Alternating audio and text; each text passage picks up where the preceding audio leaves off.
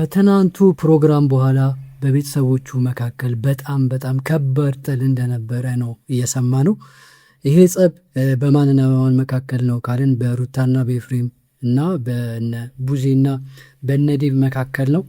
ምክንያታቸው ደግሞ ግልጽ ነው። አብርሽ ነው የነበረው።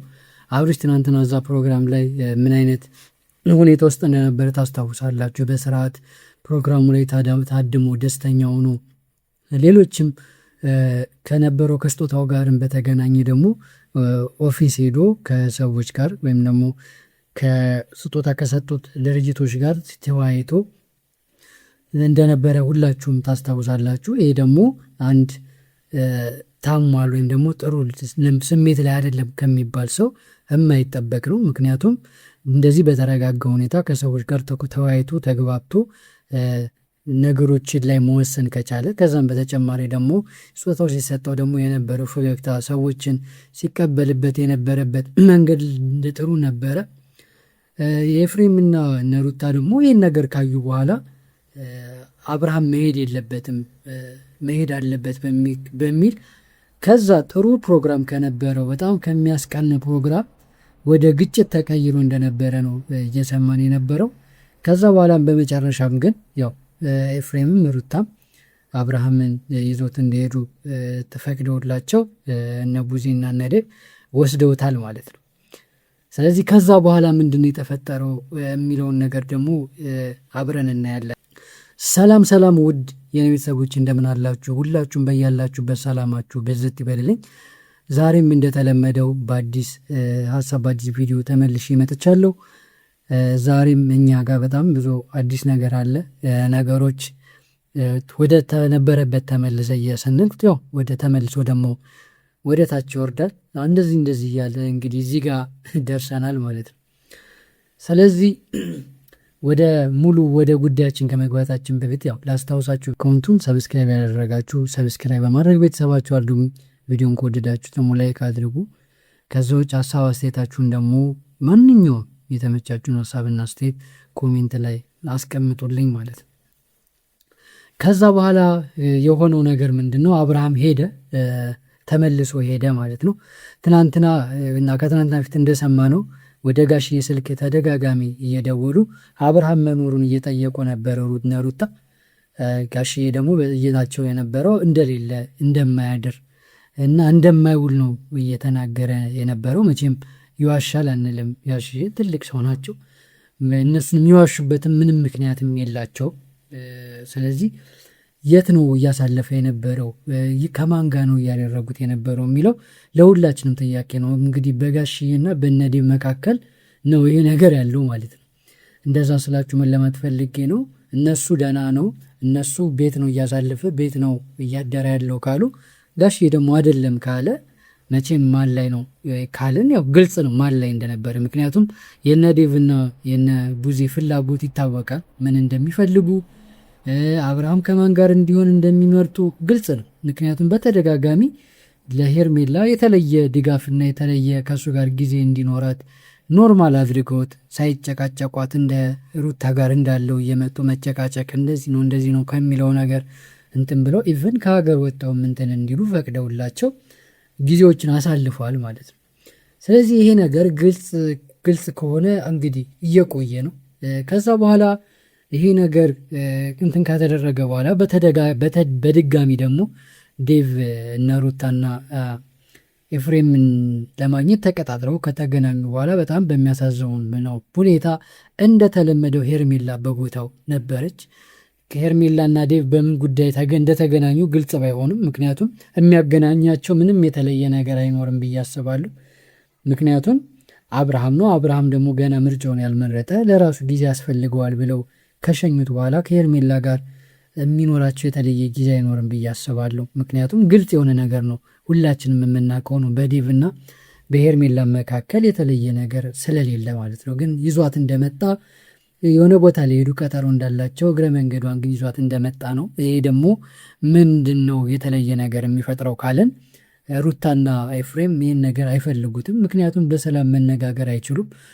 በሁለቱ ሰዎች መካከል ቁርሾ አለ፣ ጸብ አለ፣ ግጭት አለ፣ አለመግባባት አለ፣ ብዙ ነገር አለ። በዚህ ሁኔታ ውስጥ ወንድሙን ሊያገኝ እሷም ደግሞ ባሏን ወንድም ለማግኘትና ለማውራት በአብርሃም ጉዳይ እንትን ሲል ይዟት ነው የመጣው። ያው እግረ መንገዳችን የመጣ ነው ቢልም እሷን የማይመለከታት ጉዳይ ላይ መገኘቱ አስፈላጊ አይደለም። ማንም ሰው አብሮ ቢሆን የማይመለከተው ወይም ደግሞ በእነሱ ማግኘት ከማይፈልጉት ሰው ጋር ይዟት መምጣቱ ይሄ ልክ እንዳልሆነ ለሁላችንም ግልጽ ነው። ሁላችንም መርሳት የሌለብን ደግሞ አብርሃም ለትናንት ነው ፕሮግራም ብቻ እንዲመጣና ከዛ በኋላ እንደሚመለስ ተስማምተው ነበር። ግን ያው ሚስቱ ነች፣ የልጁ እናት ነች። ስታየው እንዲሄድ አትፈልግም፣ ከእሷ ጋር እንዲርቅ አትፈልግም። መቼም የሰውን ስሜት ሁላችንም መረዳት ይኖርብናል። በሰው ጫማ ውስጥ ራሳችንን አስገብተን ስንረዳው ማንም ሴት ወይም ደግሞ ባሏ ዝም ብሎ እንዲሄድ ከእሷ ተለይቶ ይህን ያክል ጊዜ እንዲቆይ አትፈቅድም። ያየችውን ነገር ደግሞ ካየች በኋላ እንዲሄድ እንትን አላለችም። ግን ከዛ በመጨረሻ ግን ያው መቼም ቃላቸውን አክብረው አብርሃም ወደ ቡታጅራ ተመልሷል ማለት ነው። ከዛ በኋላ ግን ድጋሚ ይሄ ነገር እየተስተካከለ ነው የመጣው። ስለዚህ ይሄ እየተስተካከለ ባለበት ሁኔታ ውስጥ አብርሃም ተመልሶ መሄዱ አስፈላጊ አይደለም። ምክንያቱም እየሰማን ያለነው አብርሃም ቤት እየዋለ ቤት እያደረ አይደለም የሄደው፣ ደግሞ እነ ጋሽዬ ጋር እናቱ ጋር ጊዜ እንዲያሳልፍ ወደ ቀድሞ እንዲመለስ ነው። ግን እሱ እነሱ ጋር ሳይሆን ውጭ ነው። የት እንደሚሄድም እንደማይታወቅ ጋሽዬ በተደጋጋሚ መናገራቸው ለእነ ሩታና ለእነ ኤፍሬም ጥሩ ስሜት የሚያመጣ ወይም ደግሞ መልካም ነገር የሚያመጣ ነው ብዬ አላስብም። ለዛም ነው ዛሬ ቀጠሮ እንትን ያሉት። ግን ከተገናኙ በኋላ እያየ ነው ያለነው ነገር መበሻሸቅ፣ እርስ በርስ እንትን ማለት ነው ያለ ነው። ምንም የተለየ ቁም ነገር በሌለበት ሁኔታ ነው እዚህ ጋር እየሰማንና እያየን ያለ ነው። ዴቭም ባልተለመደና ከዚህ በፊት ባልሆነ መልኩ እልኸኛ ሆኗል። ነገሮችን እኔ ካልፈቀድኩ እኔ ካልሆነ እናንተ በምትሉት ምንም መሆን አይችልም እያለ ነው በተደጋጋሚ። በነ ሩታን መካከል ደግሞ ይህ ነገር ተቀባይነት አላገኝም። ስለዚህ ኤፍሬምን በጣም ስሜት የሆኑ ከሄርሜላ ጋር ከአጉል ነገር ውስጥም ገብቶ ነበር። ምክንያቱም ሄርሜላም ደግሞ የሆነ ነገር ማንሳቱ አይቀርም፣ ከእሷም ጋር ሊገናኝ የሚችል ነገር ይነሳል ብላ ካሰበች የሆነ መልስ ትሰጣለች። የመጣችውም ደግሞ ከዴቭ ጋር ስለሆነ ደግሞ ከዴቭ ጎን ሆና እንትን ማለት ትፈልጋለች። ምክንያቱም አሁን ሄርሜላ ያለችበት ቦታ በነ ዴቭና በነ ቡዜ ጀርባ ሆና የራሷን ፍላጎት ለማስፈጸም እየጣረች ስለሚገኝ ከእነሱ ጋር ጎን ቆማ እነ ሩታንና እነ ኤፍሬም ጋር ተቃራኒ ሆና ግጭት ውስጥ መግባቷ የሚጠበቅ ነገር ነው። ምክንያቱም የምትፈልገው አብርሃምን ከነሱ ነጥሎ የራሷ የማድረግ ፍላጎት ስለሆነ አላማዋ የእሱ ደህና መሆነ መልካም መሆኑ ወደ ጤና መመለሱ ብቻ ሳይሆን በኋላ ከእሷ ጋር ሆኖ ጥሩ ህይወት እንድትኖር ፍላጎቷ ስለሆነ ይህም ፍላጎቷን ደግሞ የሚያሟሉላት አሁን ላይ አብራቸው ብትቆም የሚያዋጧት ዴቭና ቡዜ ስለሆኑ ከነሱ ጋር ቆማ እየተነጋገረች ነው ያለው ማለት ነው። ስለዚህ ይሄ ነገር እንዴት ነው ታዲያ መሆን ያለበት? እንዴት ነው በዚህ ሁኔታ መቋጨት ያለበት ካልን ዴቭም እያለው ካለው ይህም 2-3-4 ቀን ይመለሳል ብሏል። እንግዲህ በ2-3-4 ቀን የሚቀየር ነገር አለ ብለው ካመኑ እናያለን። እኛ ግን በቂ ነው ብለን እዚህ ጋር ትናንትናም ባየነው ሁኔታ ጥሩ ጊዜ አሳልፎ 1 ቀን 2 ቀን ማድሮ ቢሄድ መልካም ነበር።